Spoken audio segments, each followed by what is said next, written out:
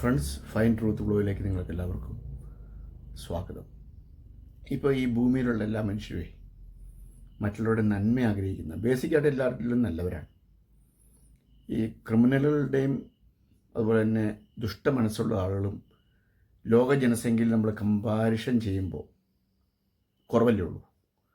ബഹുഭൂരിപക്ഷവും ഒരു 90% ആളുകളും മറ്റുള്ളവരുടെ നന്മ ആഗ്രഹിക്കുകയും അതോടൊപ്പം തന്നെ നീതിബോധം പുലർത്തുന്നവരും സത്യത്തിൻ്റെ പക്ഷം നിലയുറപ്പിക്കുന്നവരല്ലേ. അങ്ങനെയാണ്. പക്ഷേ ഈ ഗുണങ്ങൾ നമ്മൾ എന്തുകൊണ്ടാണ് പ്രതിഫലിപ്പിക്കുന്നത്? നമുക്കൊരു അനീതി കാണുമ്പോൾ വേദന തോന്നുന്നത് എന്തുകൊണ്ടാണ്? അതല്ലെങ്കിൽ കുഴപ്പങ്ങൾ കാണുമ്പോൾ ന്യായത്തിൻ്റെ പക്ഷം നിൽക്കണം എന്ന് നമുക്ക് തോന്നേണ്ട കാരണം എന്താണ്? കൈക്കൂലിയും അതോടൊപ്പം തന്നെ ന്യായം മറിച്ച് കളയുന്നതും ഒക്കെ നമുക്കിഷ്ടമുള്ള കാര്യമല്ല. അപ്പോൾ ഈ ഒരു ചിന്താഗതി നമ്മളിൽ കിട്ടിയത് എവിടെ നിന്നാണ്? തീർച്ചയായിട്ടും ഇങ്ങനെ ഒരു നീതിബോധവും സത്യത്തിൻ്റെ പക്ഷം നിലനിർപ്പിക്കാനുള്ളൊരു താല്പര്യവും ഇതെല്ലാം സൃഷ്ടിയിൽ തന്നെ നമുക്ക് ലഭിച്ച സംഗതിയാണ്. എന്ന് പറഞ്ഞാൽ നമ്മെ സൃഷ്ടിച്ച സൃഷ്ടാവിൽ നിന്ന് നമുക്ക് ലഭിച്ച ഗുണങ്ങളാണിതെല്ലാം. അപ്പോൾ അങ്ങനെയെങ്കിൽ ഈ മുഴുഭൂമിയെ നിയന്ത്രിക്കുന്നത് ദൈവമാണെന്നല്ലേ നമ്മൾ ചിന്തിക്കുന്നത്. അപ്പോൾ ആ ദൈവത്തിൽ ഈ ഗുണങ്ങളൊക്കെ ഉണ്ടാവില്ലേ?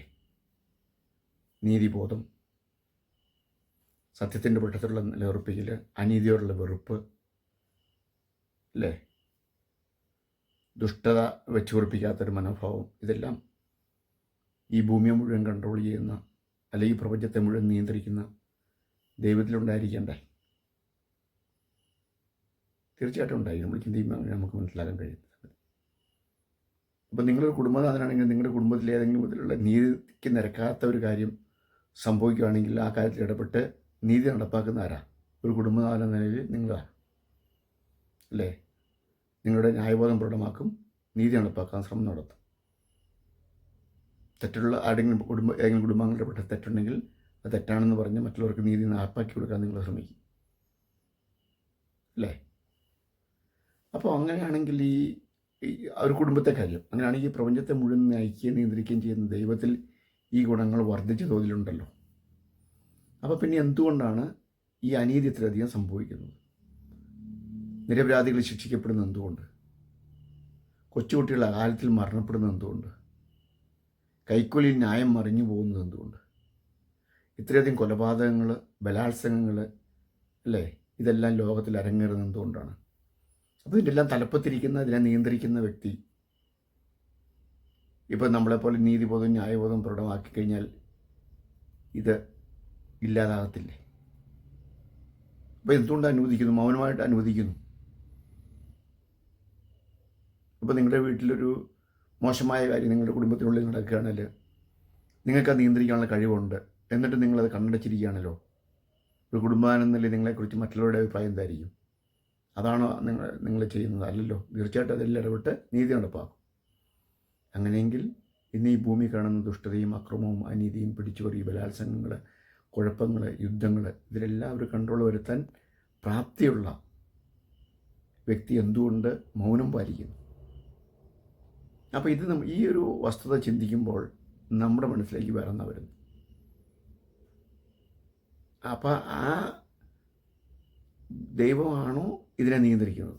ഇപ്പോൾ ഭൂമിയുടെ കൺട്രോളിങ്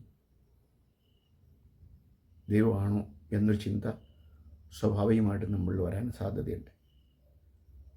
കാരണം നീതിബോധമുള്ള ദൈവമാണ്. ദൈവത്തെ നമ്മൾ അനീതിയില്ലാത്ത ദൈവം, സ്നേഹമുള്ള ദൈവം, കരുതലുള്ള ദൈവം എന്നല്ലേ നമ്മൾ വിശേഷിപ്പിക്കുന്നത്. അപ്പോൾ ആ ദൈവമാണല്ലോ. ആ ദൈവം പിന്നെ എന്തുകൊണ്ട് ഇങ്ങനെയുള്ള സംഗതികൾ അനുവദിക്കുന്നു? അതിനൊരു കാരണം വേണ്ടേ? അപ്പോൾ അതിലൂടെ നമുക്ക് മനസ്സിലാക്കാൻ കഴിയുന്ന സംഗതി തീർച്ചയായിട്ടും ദൈവമാണെങ്കിൽ എന്തുകൊണ്ട് സംഭവിക്കുന്നു? നിങ്ങളാണെങ്കിൽ കുടുംബനാഥനെങ്കിൽ നിങ്ങളുടെ കുടുംബത്തിൽ അനീതി സംഭവിക്കാൻ നടക്കാൻ സമ്മതിക്കുകയില്ല, ഒരു തരത്തിൽ വെച്ചു കൊടുപ്പിക്കുകയില്ല. അപ്പോൾ പിന്നെ ഈ പ്രപഞ്ചത്തിൽ എന്തുകൊണ്ട് അത് നടക്കുന്നു? അപ്പോൾ അതിലൂടെ നമ്മൾ ഇനി മാറി ചിന്തിക്കേണ്ടതുണ്ടോ? ഒരുപക്ഷെ ദൈവം തന്നെയാണോ ഈ ഭൂമിയെ നയിക്കുകയും നിയന്ത്രിക്കുകയും ചെയ്യുന്നത് ഇപ്പോൾ എന്നൊരു ചിന്ത നമ്മളിലേക്ക് വരും, സ്വാഭാവികമാണ്. ഇപ്പോൾ ഏതായാലും ഈ വിഷയത്തെ നമ്മൾ ഡീപ്പായിട്ട് സ്റ്റഡി ചെയ്യേണ്ടിയിരിക്കുന്നു. നമ്മൾ മറ്റു വശങ്ങൾ പരിശോധിച്ച് കഴിയുമ്പോൾ നമുക്കത് മനസ്സിലാക്കാൻ കഴിയും. അപ്പോൾ നിങ്ങൾക്ക് ചിന്തിക്കാൻ കഴിയുന്ന ചില ടിപ്സാണ് ഇന്നത്തെ ഈ വീഡിയോയിലുള്ളത് ഞാൻ വിചാരിക്കുന്നു. ഈ ഒരു ചാനൽ നിങ്ങൾ സബ്സ്ക്രൈബ് ചെയ്തിരിക്കുന്നത് ദയവായി സബ്സ്ക്രൈബ് ചെയ്യുക. അടുത്തൊരു വീഡിയോയിൽ നമുക്ക് വ്യത്യസ്തമായിട്ട് മറ്റൊരു വിഷയമായിട്ട് കാണാം. അതുവരെ ഗുഡ് ബൈ.